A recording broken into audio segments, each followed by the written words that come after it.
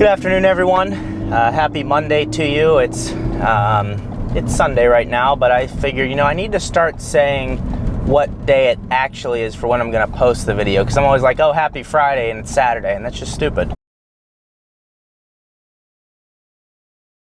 I hope you're having a good day. I looked back through my Focus videos and I was thinking, what haven't I addressed yet with the Focus ST? And the one thing that I haven't directly addressed is what it's like to daily drive a Focus ST. So this is my only car. I take it to work every day. I take it everywhere. My commute to work is highway commute.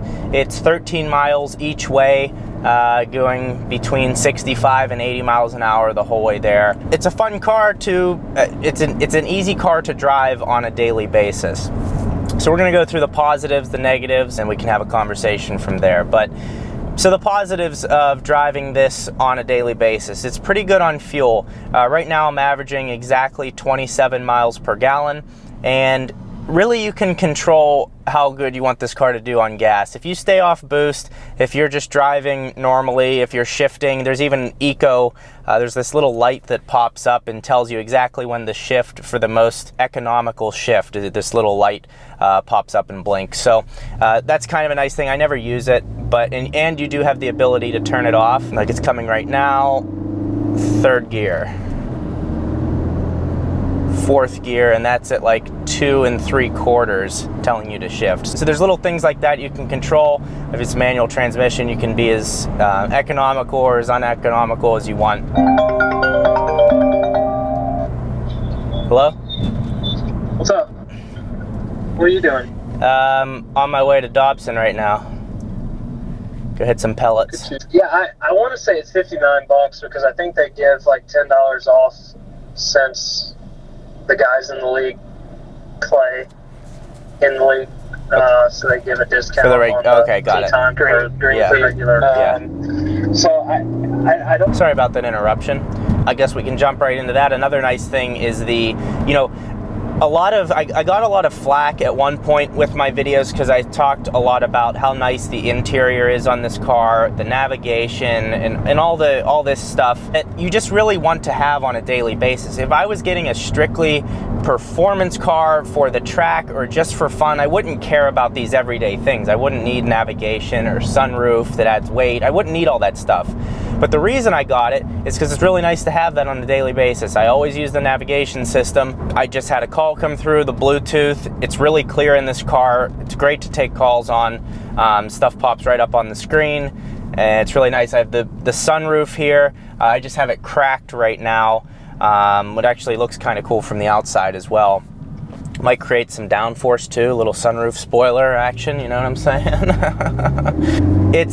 There's a lot of amenities in this car that are just nice on a daily basis. Even the little center screen here that has the speedometer, it has the temperature, it has my mileage. If I go up, it has trip mileage, instant miles per gallon, average miles per gallon, tank till empty, trip timer, distance to empty again, fuel economy, all that stuff is just on there. I just leave it on the speed because it's nice to look down and know exactly how you're going, how fast you're going, as opposed to looking at the speedometer and kind of guessing. So the amenities in this car for a daily basis, I'm in Phoenix, it's always hot here, but I actually use the heated seat and the heated steering wheel in this car as well. I never thought I would do that, but it's really nice to have. Now, it's nice, but it's not quite as nice, I don't think, as a GTI's interior, a fully loaded GTI. The GTI just has, I don't know, it's just slightly better. The leather's a little better. It's just a little nicer. And I, one of the things I do with my videos, regardless if I own the car or not that I'm reviewing, I'm always fair and honest about, the reality of it. I think the GTI is slightly nicer on the interior. But again, the overall package of this car, I think, is more exciting, which is why I bought it. Really nice steering wheel for, everyday driving.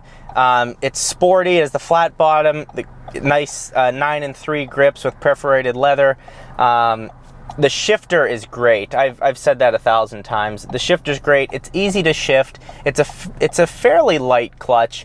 It kind of has it's a weird take up because it's nothing at first, then a lot of pressure, and then back to nothing. So, but on a daily basis, I think it's a nice clutch to have. The throws in the transmission are nice and short.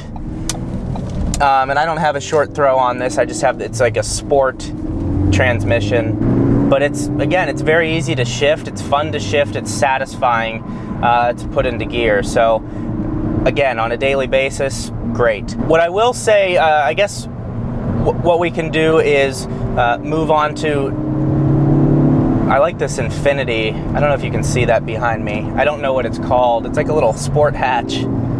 It's like a GLA competitor. It's really cool looking. On to some of the negatives. As far as it having, it's called a QX30. As far as it having 4 seats, yes, I mean, you have, well, 5 seats actually. There are some negatives to it. The space, they could improve the space in the back a little bit. On the backs of the seats, there are little inlets cut out for your knees to sit in. I'm 6 feet tall, so I could sit myself fairly comfortably in the back, but anything over 6 feet, if you have someone bigger, you have to kind of adjust the seats, get everything situated, and then you're good. So it's not like you can just jump in the back and everything's fine, because if I sit the seat the whole way back, there's no leg room. You'd have to be a little baby to be sitting in the back. So it's not that I wouldn't say it's cramped, but it's not spacious. And these front seats, once when you move up, if you have to move up a lot for someone in the back, you can get kind of cramped, I feel, in the passenger seat and on the driver's seat. I do like to let everyone know that, just because it is, it's not as roomy as something like a WRX. But I think you would probably figure that out by looking at both cars if you were testing them. I guess we can jump back into the positives I just thought of, and that's the power in the car. Some engines, I feel like an RX-8 would be a tough car to drive. Just give it a little. It's just so fun accelerating this thing. This is not full throttle.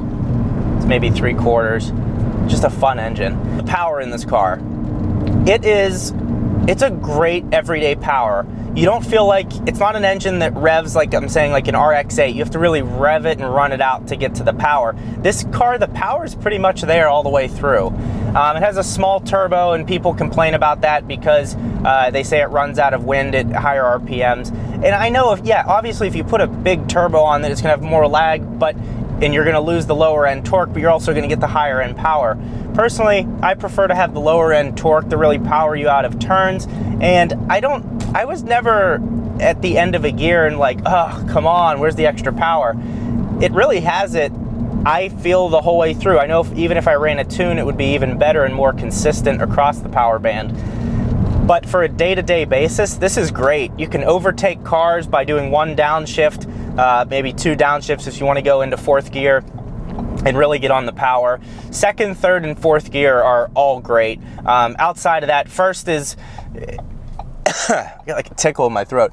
First gear is okay because the car has trouble putting the power down. Now my tires are pretty much shot in the front.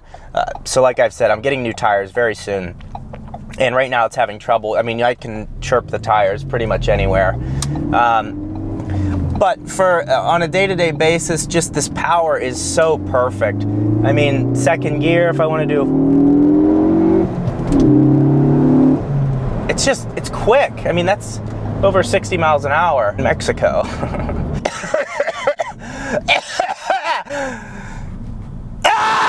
This person thinks I'm insane. Yeah, so the power is great for day-to-day basis. You can overtake people, and yet you're still getting 27 miles per gallon.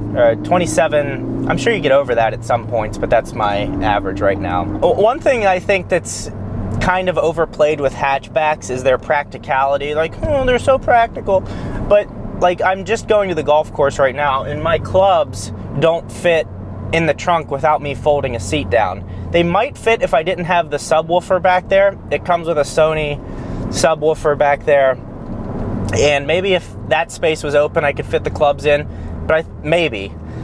So like right now I have to like pop the seat down, slide the clubs in. It's not a big deal, but like in my old Civic Si, I was able to just, I could throw 4 full sets of clubs in the trunk with 4 people in the car, and it was cramped, but I could do it. In this car I could not do that, because if I needed to fit in 4 sets of clubs, I would have to fold the back seats down, and then I couldn't fit 4 people. So that's kind of a downside. You know, I know the practicality is not being able to fit your golf clubs in a car. You know, you should be able to, I guess the more what they're saying with their practicality is you could put a table back there, or like a bunch of stuff from IKEA, or if you're moving, yes, you can, it's like a minivan. And I guess I can understand that from a practicality standpoint, but at the same time, you know, if it's going to be practical, I should be able to throw basic things into the back of the car. Other than that, I mean, people love the seats in here. They love getting in the car. It's always a conversation starter. They're like, ooh, what kind of seats are, what kind of car is this? And it's like, and I just tell them it's a Ford GT, and that's the truth. But yeah, I mean, it's a great car to have on a day-to-day basis. I always see a bunch of STs on the street, which I like. We always wave to each other or flick each other off, whatever we're feeling. But it's got all the daily comforts that I want, has all the technology that I want, and has amenities like sunroof. I can hide my glasses up in here. This little button here changes the colors of the LED lights all around the car. I don't know, it's a great package. If you're considering getting this for a daily driver, I'd say the only thing is, you know, if you deal with a lot of traffic, a manual transmission can get annoying. But at the same time, it's very satisfying to be driving a manual transmission when you're on back roads or just having fun. So it's kind of up to you. If you have any questions on the Focus ST, let me know. I'll make sure to get back to you in the comments. If you're not subscribed to this channel and you're still with me, go ahead and hit the subscribe button and the like button. If you didn't like this video, hit the like button for sure. Thank you for watching, and we'll see you next time.